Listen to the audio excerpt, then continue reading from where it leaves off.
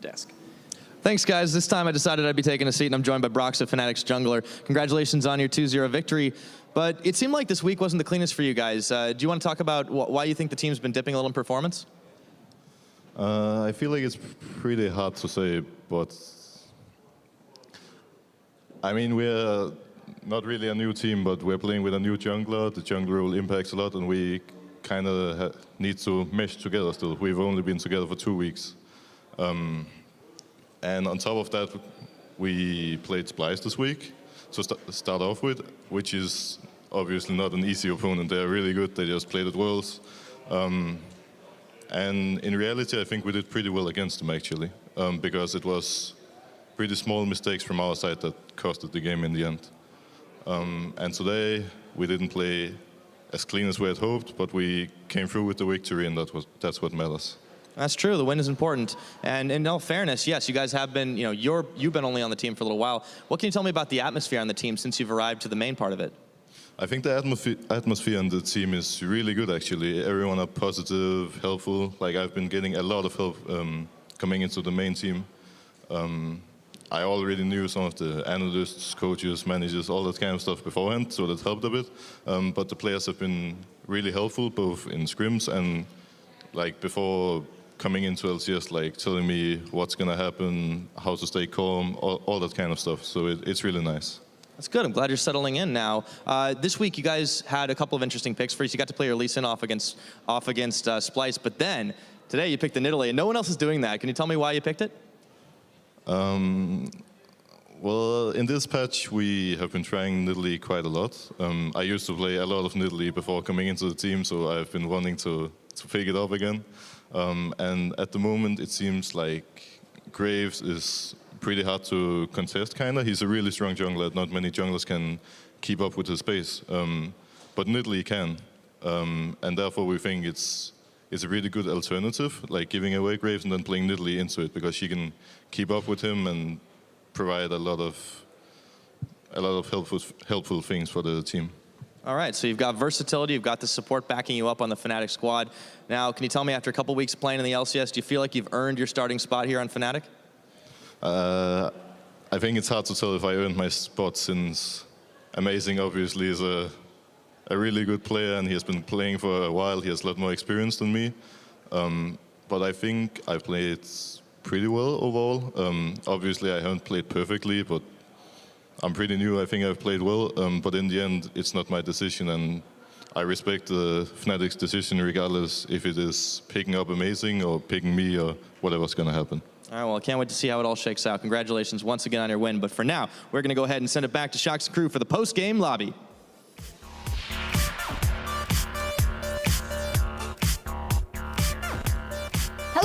And welcome to a Week 5 pre-IEM edition of the post-game lobby, where I am joined by Stress as well as Splice's Sencux to look back at the week that was, as well as to look ahead to the competition that is still to come. And there are 2 matches that I really want to highlight from this week. The first one was kind of our poster match on day 1, G2 versus UOL. At that point, the 2 teams were still undefeated in the second week of a cross-group play, but it was not a very competitive match. No, G2 looking very, very strong coming out in the first game. Just kind of took it to the Unicorns. The Unicorns tried to fight, could never find their footing, and I don't think any of us expected just how game 2 went. I mean, this game should have definitely been in UOL's favor. They got a lead early, as far as I remember, and then they should have won the game here, but they chose to go in their base and get rumble ulted on 4 people and just throw it. It was a 1 game. Unicorns. It's a UL move. Yeah, it's a It needs to be a bit excitement. Well, it was exciting, but unfortunately for G2 it was. There you see, they realize here that they messed up. And G2 will close that one out, and in the end, win 2-0, and that's, for the Unicorns of Love, that's really something to hit yourself over the head over, because you're taking on the leaders of the other group. What a difference it would have made if they could have gone to game 3. Sencux, Unicorns of Love, they were in the lead, of course, in that group. Now they are sharing it with H2K. Do you think their kind of power and strength that they had in the beginning of the split is dwindling a bit? I mean, as far as I remember, they were starting scrimming a bit before everybody else, but obviously that should be a good part, and it's definitely stronger for the start of the split. And I think a team like H2K that has a lot of potential but had to bring in 2 Koreans, I think they can grow a lot more than UL can. And I think by the end of the split, I think H2K should be a better team. And I'll say as we play at the moment, they should be the best team of Group B. Of Group B, you mentioned it there. You guys are not feeling the best just yet. You're still ramping up, and you guys played Fnatic on day one, a best of 3, and it went all the way to 3 games. And Crepo said here on the desk yesterday, or today even, Splyce could have just as easily lost it, and I think you guys share that sentiment. I mean, yeah, like it wasn't a dominating fashion. Like the first game, they really stomped us, and the 2 next game were long games that we just tried to play out later in the game because I still think they have a lot of troubles in the later stages of the game that we saw in the game right now against OG as well, and we kind of just took advantage of that, and we could move around the map better than they could. And it was just a long series in general. Like games 2 and 3 were a lot longer games. Game 1 very quick, but it was so back and forth from both teams and kind of messy at times that it's difficult to place where both Fnatic and Splyce were coming out of the series. Still inconsistent, I would say, but Splyce did manage to win. Today you guys did, or Saturday versus Rocket 2-0. Then Fnatic also closed it out versus OG 2-0. So definitely above the bottom tier, luckily. But for Fnatic, at least picking up a win is important. How do you think Broxa has done in that lineup, Senko? I think Broxa has really surprised me. Like he's been doing way better than I thought he would. Like he's been a bit in Challenger, and I thought like he seemed like a decent jungler, but not like a jungler that would maybe fit in the LCS already because he didn't have that much of a competitive experience. But I actually think he's been doing a really good job, and he was playing pretty well against us as well and styling on me. And yeah, I mean, today he did a great job on Rengar. A bit of a broken champ, but I'll give it to him. He has looked better this week as well. And, when you look at how all of these results reflect the standings, I think just such an important win for Splyce, for you guys against Fnatic. Almost gives you an easy playoff bye right now in those standings. They're 3 series wins above Vitality over in Group B, and that's a good distance as we're kind of cresting the end of cross-group play. Yeah, we are going to take a look at those standings so we see where the other teams rank as well. A good point by you.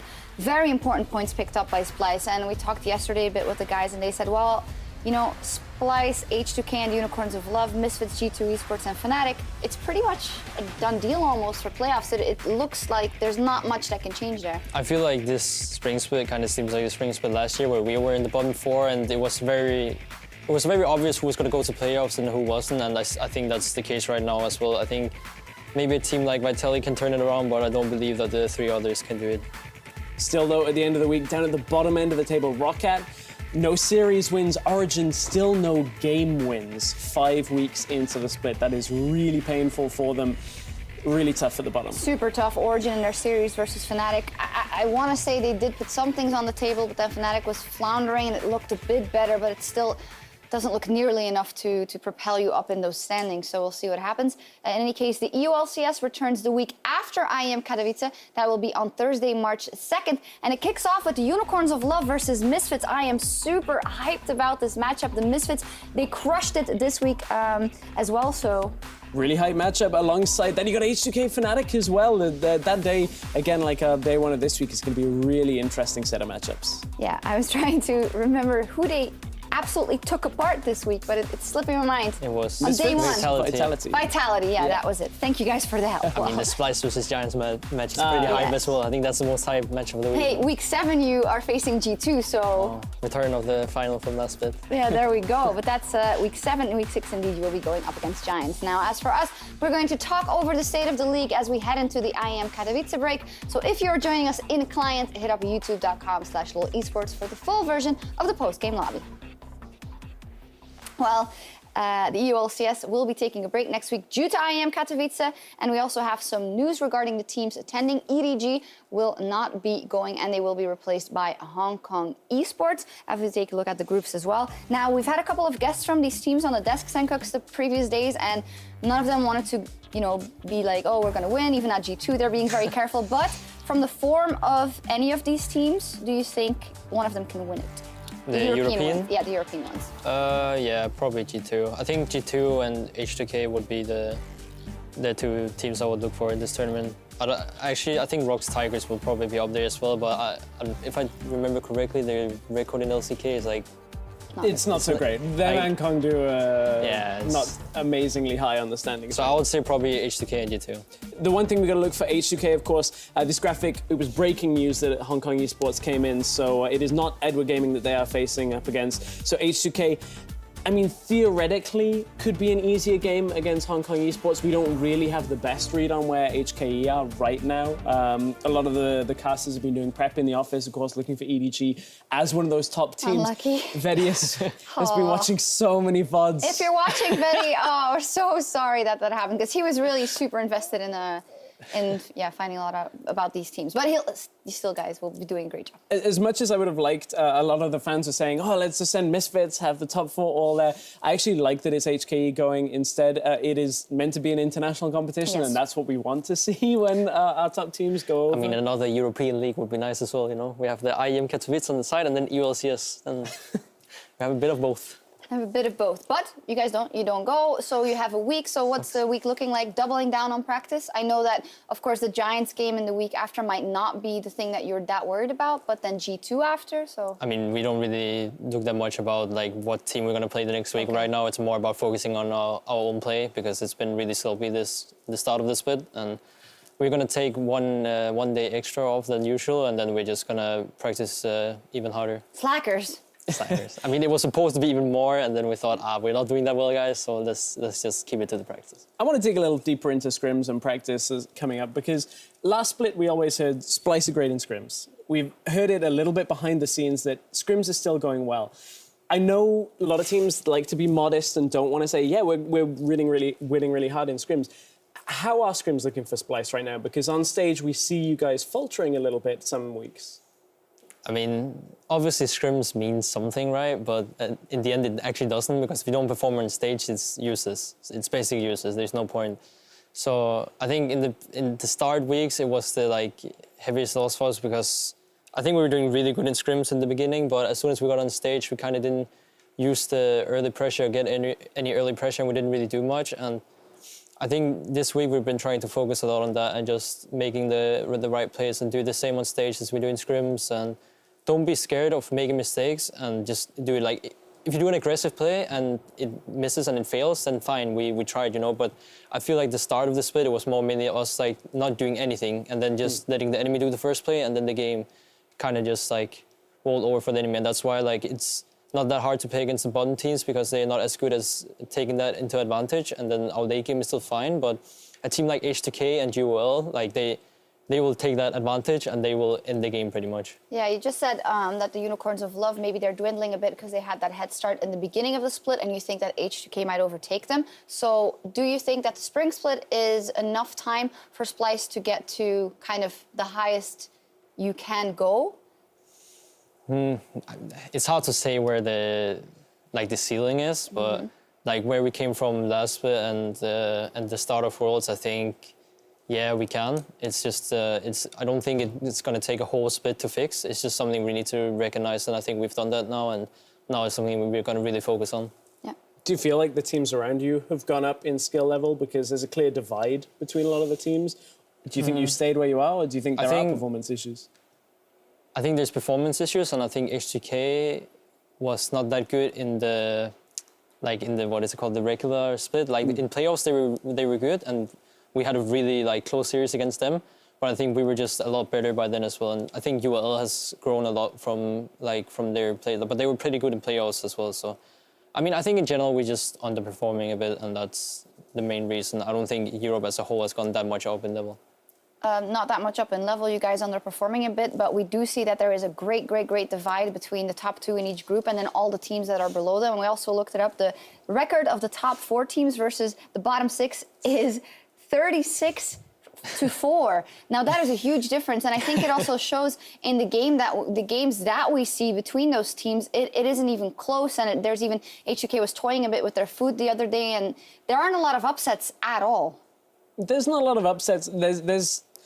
I think this is a very interesting one, because it's now moving into a 2-group system. Makes things look a lot worse, perhaps, than they are. Maybe, yeah. Because, I mean, for some of the bottom teams, you look at a Vitality, you look at a Giants, who theoretically they're not at the same level of Rocket and Origin, where they're not picking up wins. But they don't have enough opponents around them to even look half decent against. They're playing G2 twice, they only get the opposite group once. So yes, the bottom teams are struggling against the top, but the bottom teams don't have any bottom teams to play against, and that makes it look so much worse, and you end up kind of in doomsday scenarios where you're like, oh, we haven't won a game yet. Well, you've only been playing really the top teams. Yeah, that is actually a good point. Anything to add to that? No, I mean, it's true. Like, there's not as many series. Even though I think that Rocket has a fair chance against Giants, I think that they're still fighting for the vacation spot, the EU vacation spot, and I think Is that what we're calling it? and I think Vitality is just going to sit in their foot. But I don't think Origen is going to overtake them in this bit. So. No, and maybe connected if you wanted to be, turning to the European Challenger Series. Last Sunday, we saw the much-awaited clash between Paris Saint-Germain and Schalke 04. Stress, tell us about it. Well, I really, really wanted to sit here and say it was the best series we've ever seen in Challenger. It was great. The two football teams played against each other, and it was amazing, but unfortunately, it was a complete blowout. PSG, they took a lead to start game one, and then Schalke just bounced back, completely crushed them. I'm not sure if I would say bounce back or PSG took the ball and just threw it out. I mean, that was one of the biggest throws I've ever seen. PSG started Baron, took a Jace 5-man shock blast and lost the game, lost the series from it. You can see Schalke firmly at the top of the standings. Fnatic Academy, after a really strong week one, of course, they lost Broxer. Didn't look so great in week two either, and unfortunately week three is kind of going from bad to worse for them. We had some breaking news today on Twitter that Kikis, he's actually going to be sitting out this week's games for medical reasons. The team reported that Zergoth will be subbing in for the top lane, so of course our best wishes go over to Kikis, long-standing European player here. We hope everything's okay. For Fnatic Academy, it hasn't looked like the best week, and unfortunately, they're playing against Schalke. That is possibly the toughest matchup they have. Millennium take on Kinguin. Both of those teams kind of bouncing back in week one, looking a little, in week two, looking a bit stronger. So Millennium, Kinguin are off on potentially their route towards the Stress, what's playoffs. happening with Paris Saint-Germain? They do not live up to the hype. Wait, No. who did they play first week?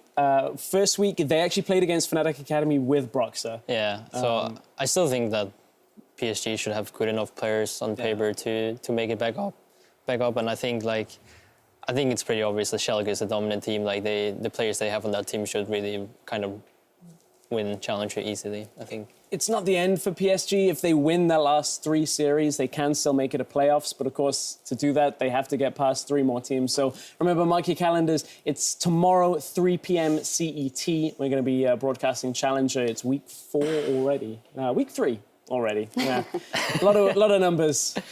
A lot of numbers and more numbers. Remember, mark your calendars. On Thursday, March 2nd, the EU LCS is back, or will be back, kicking off with Unicorns of Love versus Misfits Assets. Splice will be taking on Giants. Let's see. H2K Fnatic could be a very interesting matchup as well. And on the last day, we'll have Misfits Origen and Unicorns of Love rock at. Again, one of those days where you think that it's going to be pretty one-sided. So we will see what happens. Senkox, thank you very much for joining us. Thank you for having me. Enjoy your week off practice week, or at least not with Week the of scrims. Week of scrims. At least you don't have to be here on stage and perform. Well, thank you, Stress, as well. And time for us to log off. Thank you. We'll see you all back here after IEM. Have a great Saturday night. Be careful. A wonderful week, and we'll see you soon.